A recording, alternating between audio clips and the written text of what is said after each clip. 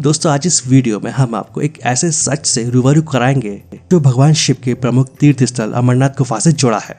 कई इतिहासकारों के साथ साथ और भी कई लोगों ने इस बात को कई बार दोहराया कि अमरनाथ गुफा की खोज साल 1850 में एक मुस्लिम गडरिये ने की थी और उसका नाम था बूटा मलिक। और इसके पीछे एक पूरी कहानी बताई जाती है। कहा जाता है कि बूटा मलिक नाम का ये व्यक्ति एक दिन अपनी भेड़ बकरियों को चरा रहा था और उसी समय उस व्यक्ति की मुलाकात एक साधु से हुई। उस साधु ने बूटा मलिक को कोयले से भरा हुआ एक बैग दिया था और इसके बाद उसे वहां से चले जाने को भी कहा।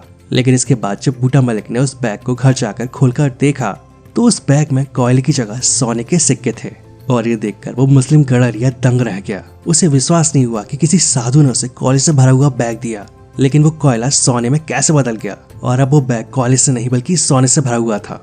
बूटा मलिक के लिए एक बड़ा चमत्कार था और इसलिए वो साधु को उसकी गुफा में धन्यवाद कहने के लिए पहुंचा। कहा जाता है कि इस गुफा में उसे वो साधु तो नहीं मिला, लेकिन जब इस व्यक्ति ने गुफा के अंदर प्रवेश किया तो यहाँ पर उसे बर्फ से बना शिवलिंग सोने के जैसे चमकता हुआ दिखाई दिया और उसने ये बात वापस लौटकर गांव के लोगों को बताई। और दावा किया जाता है कि इस तरह से 1850 में अमरनाथ गुफा की खोज हुई।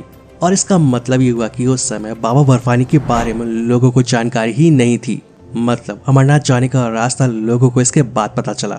यानी कि ये कहानी इस बात को साबित करती है कि हिंदुओं की आस्था का केंद्र अमरनाथ गुफा और बाबा बर्फानी की खोज एक मुस्लिम गडरिये ने की थी और इसी वजह से हिंदुओं को इस मुस्लिम गडरिये का एहसान मानना चाहिए। दोस्तों अमरनाथ गुफा से जुड़ा ये वो सच है जो सालों से हमें और आपको बताया जा रहा है और हमें भी आज तक यही बताया गया है कि बाबा बर्फानी की खोज उस गडरिये ने की थी। और इस घटना को हमारे देश के कई इतिहासकारों ने भी मान्यता दे दी। लेकिन सवाल ये आता है कि क्या यही सच अमरनाथ गुफा का असली सच है और क्या वास्तव में बूटा मलिक ने ही अमरनाथ गुफा की खोज की थी। दोस्तों हम आपको अमरनाथ गुफा के बारे में कुछ ऐसी कीमती जानकारी देने वाले हैं जिससे कि आप बाबा बर्फानी को और भी करीब से जान पाएंगे। ये अमरनाथ गुफा जम्मू कश्मीर के अनंतनाग जिले में है और समुद्र तल से इसकी ऊंचाई 5486 मीटर है। इस गुफा की लंबाई 19 मीटर है और चौड़ाई 16 मीटर है। और इस गुफा का महत्व प्राकृतिक शिवलिंग के निर्माण से तो है ही, लेकिन मान्यता ये भी है कि यहाँ पर भगवान शिव ने देवी पार्वती को अमरत्व की कहानी सुनाई थी, यानी कि उन्हें अमर होने के लिए ज्ञान दिया था। और इस वजह से ऐसी मान्यता भी है कि यहाँ पर स्वयं भगवान शिव विराजमान रहते हैं। और इस गुफा में स्थित पार्वती पीठ 51 शक्ति पीठों में से एक है। और ऐसा भी माना जाता है कि यहाँ पर देवी सती का कंठ का हिस्सा गिरा था। पौराणिक कथाओं के अनुसार भगवान शिव ने इस गुफा तक पहुँचने के लिए जो रास्ता लिया उसमें पहला पड़ाव पहलगाम था। उन्होंने इस स्थान पर अपने वाहन यानी कि नंदी को छोड़ दिया और इसी वजह से इस जगह को पहलगाम कहा गया। इसके बाद दूसरा मार्ग आता है चंदनवाड़ी और यहाँ पर भगवान शिव ने अपने सिर से चंद्रमा का त्याग किया और फिर चंद्रमा ने लौटने के लिए भगवान शिव का यह इंतजार किया और इसी वजह से इस जगह को चंदनवाड़ी कहा गया। चंदनवाड़ी से थोड़ा आगे पिस्सू टॉप है और पिस्सू टॉप के बाद अगला स्थान आता है शेषनाग। इसके बाद भोलेनाथ ने शेषनाग सरोवर के किनारे अपना सांप छोड़ दिया। यहाँ पर नीले पानी की एक झील भी है जो ये साबित करती है कि ये शेषनाग का ही स्थान है।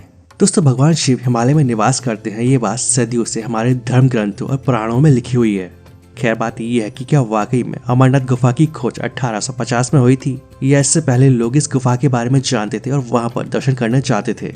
इस पवित्र गुफा और महादेव के हिमलिंग स्वरूप यानी कि बाबा बर्फानी का जिक्र 5वीं शताब्दी में लिखे गए पुराणों से लेकर 1148 में लिखी गई राजत रंगिनी में भी मिलता है। और इसमें अमरनाथ गुफा को अमरेश्वर कहा गया है।